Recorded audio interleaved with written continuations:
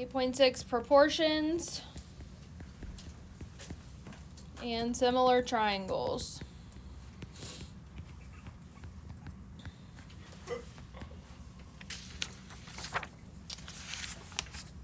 Alright, so we're jumping right into some problems here. And you will need to copy the problems over when you do your homework. So these ones say to determine whether the given information implies that QS is parallel to PT. So for 11 through 14, we're saying is QS parallel to PT? And then it says to explain, so we'll do that as well, but just so you can see it. So number 12, we have a triangle. And then we have a line coming through here. So this is R, S, T, P, and Q. And then it has like labels of different things on here. So 12.5, 5, 10, and 4. And so we're using the information that we're given to determine if QS is parallel to PT. So I would look at kind of what we were doing yesterday and set this up to look at the total length of this side over the smaller one. There are other ways we can do this too, but that's the way I would do it, just to keep consistent, since hopefully we're pretty good at what we did yesterday at this point. But to see if these things are similar, and then if they are, then we know that they have to be parallel. So the total side length over here is what? 17.5. Yep, so 17.5 over this smaller 14. triangle here, 12.5,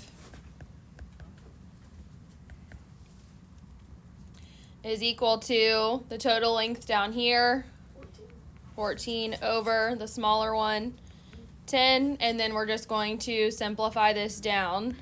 So 14 and 10 can reduce to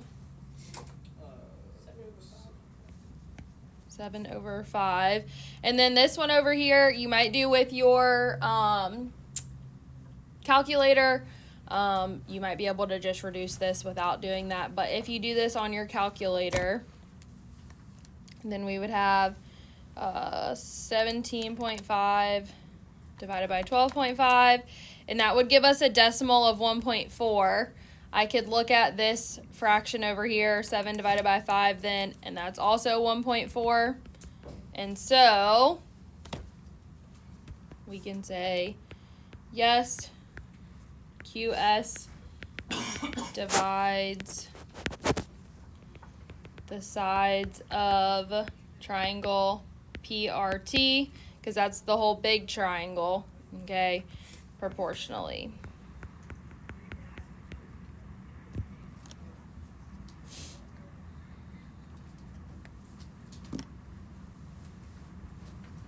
So they're basically the yes, and then that's the reason. So these are parallel.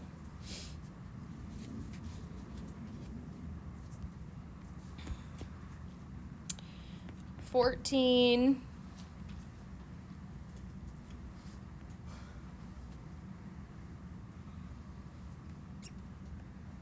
This one looks like this.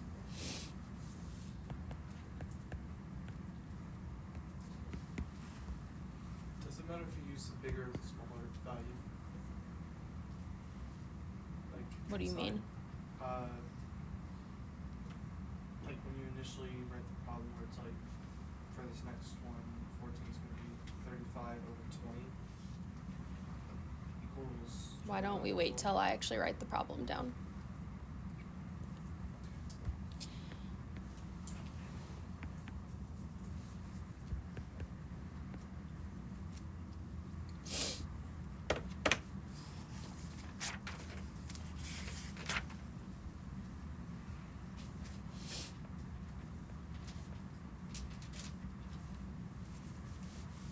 Alright, I'm going to do this one the other way this time using the theorem from this section, or I guess I should technically say the converse, because I'm trying to prove if these are parallel or not. And so we're going to use the formula that would be, I'm going to write it out. So RQ over PQ, so we can see how to use this one, is equal to RS,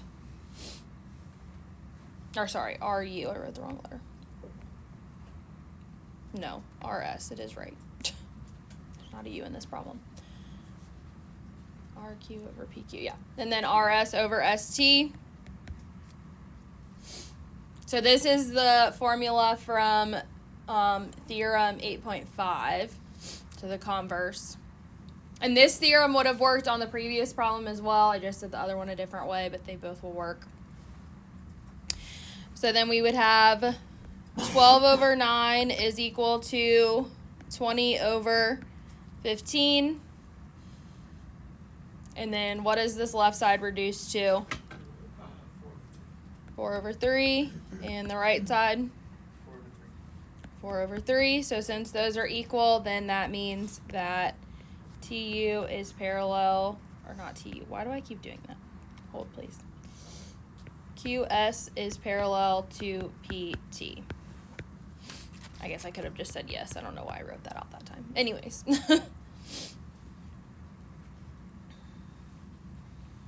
And the reason, basically the exact same thing it was in the previous one.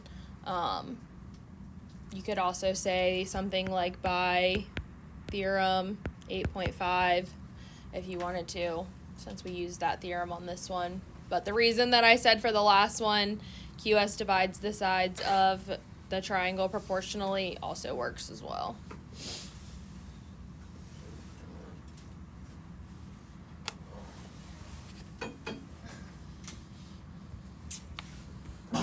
Alright, the next few problems, I'll use this picture, so I'm going to draw it and then we'll reference it over here. So this is for 15 through 20, the picture that we're dealing with. And it says, use the diagram shown to decide if you are given enough information to conclude that LP is parallel to MQ.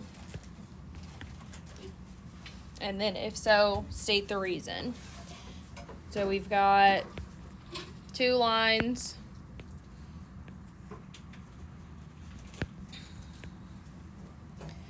And then cut like this.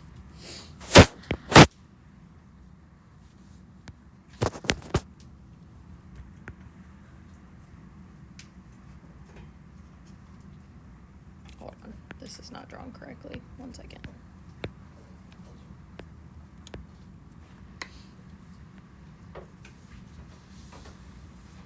There we go.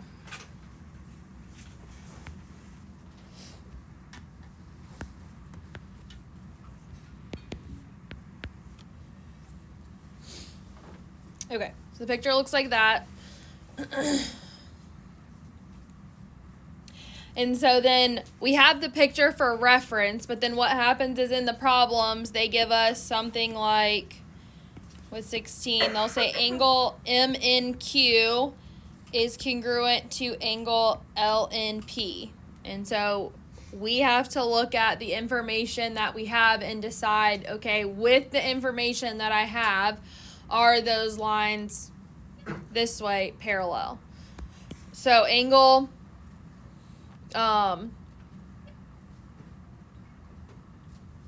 MNQ is right here, so that's this angle right here.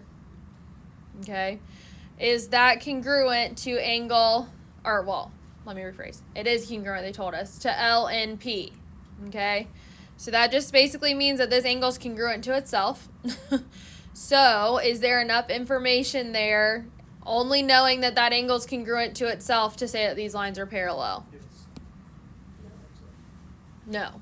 All I know is one angle, so I don't know anything else about them. And so the answer for that one would be no. I can only go with what they have told me.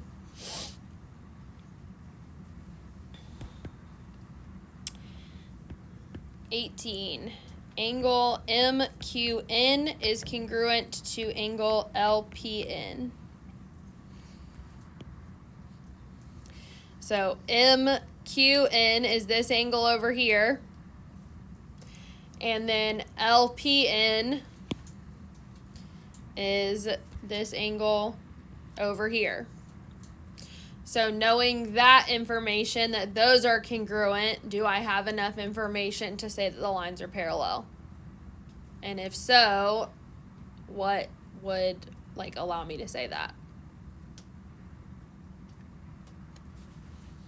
You may have to think back all the way to whatever chapter that was, 3 or 4. Yes. Yes, because they're corresponding angles. It's technically the converse is what proves that lines are parallel. So yes, this is the corresponding angles converse. So this is why you have your theorem and postulate book. Okay, you don't just need stuff from this chapter, you need stuff from previous chapters as well. So hopefully you didn't throw the first half of the book away or something.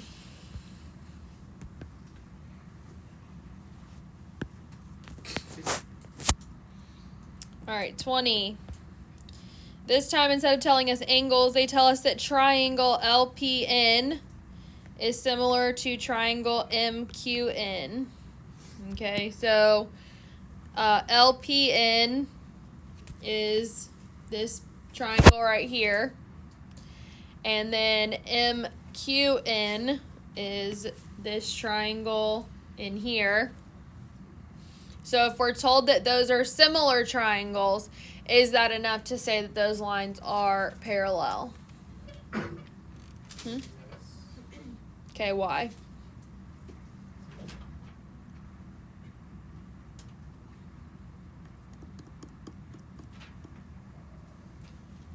What has to be true about similar triangles? The angles are the same. So what that means is that angle M and angle L, okay, I'm not agreeing they're 3 letters, I'm just pointing to them, are congruent, and Q and P are congruent, which are what? Yep, so that's going to also be the corresponding angles converse. So technically we would say yes, first of all, because of the definition of similar triangles. That's how you can abbreviate that. And the corresponding angles converse.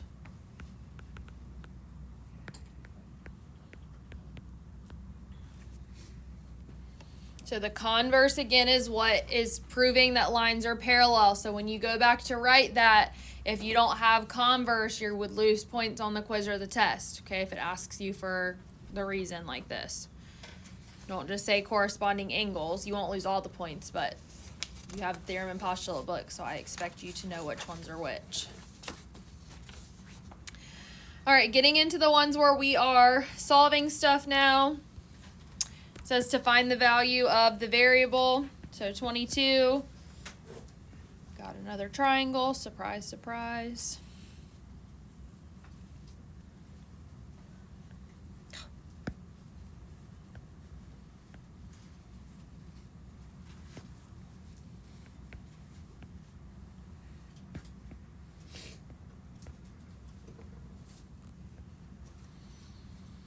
All right, so notice here, they've put the variable in for what they want me to solve, because this doesn't have,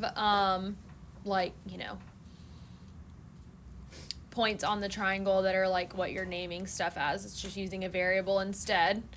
And that 24, those markings that are on there are telling you that's the entire side length on that side. So to set this up, we're going to do the length of the whole big triangle. So that means for this side, it's going to be 24 over the length of the smaller one. Okay, so when I say smaller one, I mean this one up here, okay, that I just did in red. And so the length of this part, or this side length, would be the total minus the part that we're chopping off down here, so 24 minus C. So that's going to put the C in the equation for me to be able to solve it, is equal to the total length of this side, 32, over the length of the smaller one, 20.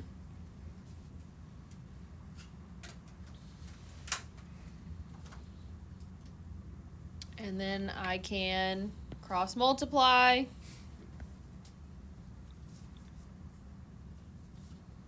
If you want to make this easier mathematically, instead of having to multiply like 20 times 24, I can reduce this because I can take a 4 out of both of these things, which is probably what I would recommend. So if I take a 4 out of that, I'm left with 8. If I take a 4 out of 20, I'm left with 5. So instead, I'm going to multiply 5 times 24, and then when I do this 24 minus c, I'm going to multiply that by 8, and it'll just make the numbers easier. Since you have your calculator, it's not that big of a deal, but if I can simplify stuff, I like to simplify and make it easier. So we've got 5 times 24, and so that is going to be 120 is equal to 8 times 24 minus c. If you can go ahead and like mentally distribute that instead of having to write it out, that's fine too, of course. So 120 is equal to, when I distribute this 8 times 24 is 192. And then 8 times negative c is negative 8c.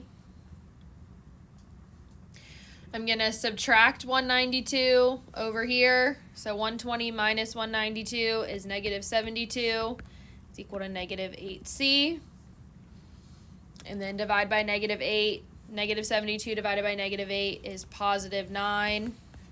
And you should never end up with a side length that's negative. So that's something else to watch for, especially since this problem, or a lot of these problems, end up being something minus something. Make sure you watch that your final answer is positive, because I can't have a negative side length.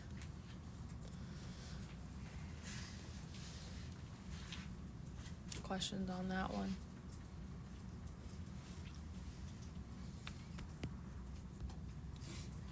All right, next one, 24. This one actually doesn't make a triangle. These ones are just a bunch of intersecting lines.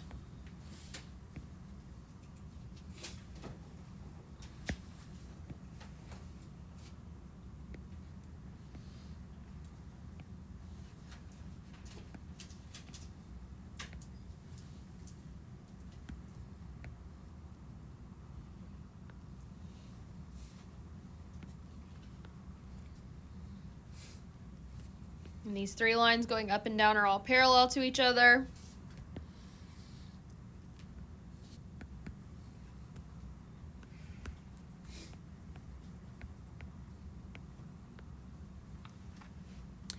And then notice the way that the 25 is, it's going between the 3 parallel lines. Okay, so it doesn't keep going on with the actual length of this entire line. It's just this part here between these 3 parallel lines.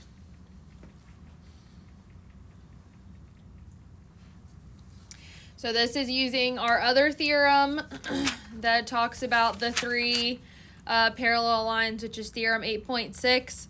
And so what that says is that, I'm just going to point because there's obviously not letters here. This side here over this side is equal to this side over this side.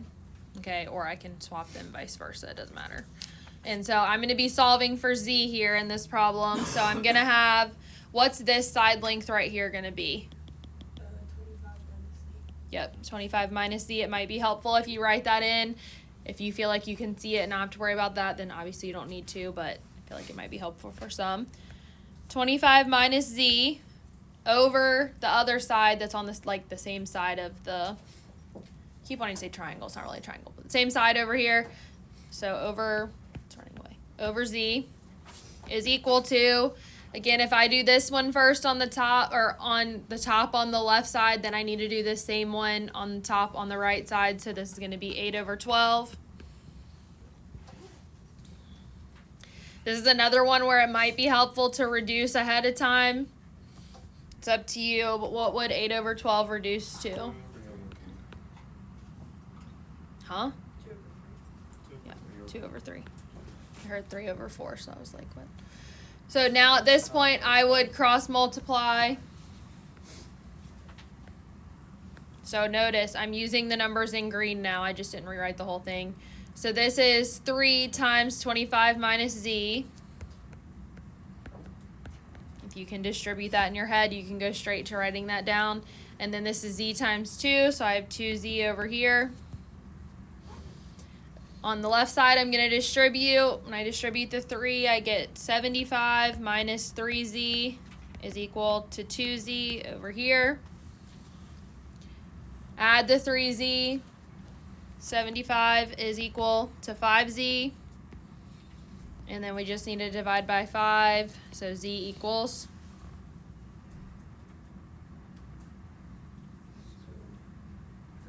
15.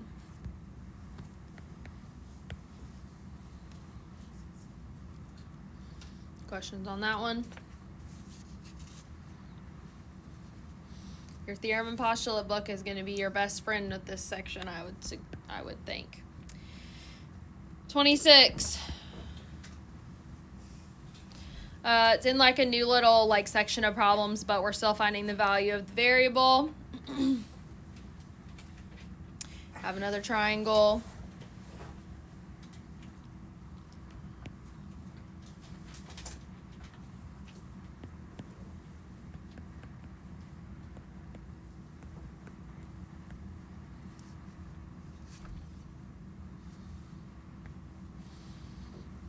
So what does this one look like?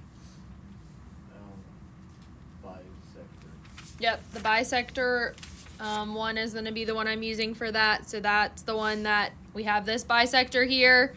And so then that means that this side over this side is equal to this side over this side. So we have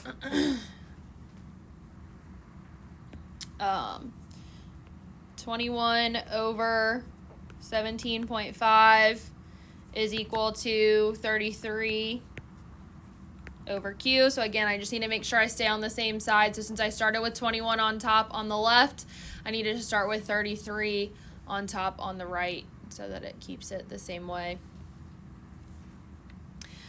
So then there's nothing I can really simplify here, so I'm going to cross multiply. So I've got 21q is equal to, somebody tell me what 17.5 times 33 is, please. 577.5. 577.5. And then we're going to divide by 21. So when I divide that number by 21, what do I get? 27.5. 27.5. Now, what would have actually been easier is if I had started with just a little bit. If I had started with the 17.5 over 21 and then q over 33, it would have made a little bit less math for me to do, but you'd still get the same answer. Questions about that one? I'm stopping and asking after like everyone because there's only like one of each type in the book, so just trying to make sure we're good. All right, our last one, which is good because I think the bell's about to ring.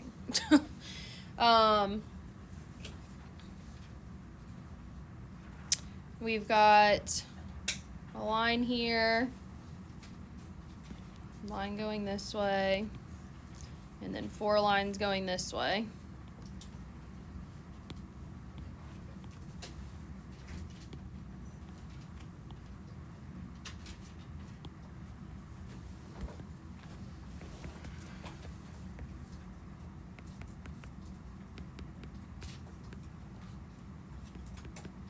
So notice this time there's not a variable that's totally by itself. It's mixed in with a number. It's like being multiplied by a number. Oh, I forgot to mark. All these lines are parallel going this way. All right, so I can use any combo of these. I can use these top 2. I can use these bottom 2. I could also use like the 14 and the 6. I could use those regions, but I need to solve for g, so I either need to use these 2 or I need to use these 2. Do we want to use the top 2 or the bottom 2? Bottom 2. Okay. So this is going to be 1.25 g over 7.5. Again, using the theorem. go in the same order. So then the other side is 12 over 6. I don't know why I started on the right and not the left, but it doesn't matter. Now, 12 over 6 can reduce to what? Yeah, so I'm just going to rewrite that as 2. And then mathematically, I can just multiply by 7.5 on both sides. So then over here, I have 1.25g is equal to 2 times 7.5, so it's 15, right? Okay. And then 15 divided by 1.25. Somebody can quickly tell me what that is. 12. It's 12, so g would be equal to 12. All right, questions on that? All right, problems are 11 through 27 odd. And remember, you do need to copy the picture over.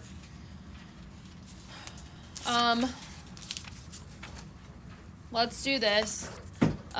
Since we had problems yesterday too, and obviously you need to, if you didn't complete those, you need to finish those for tomorrow.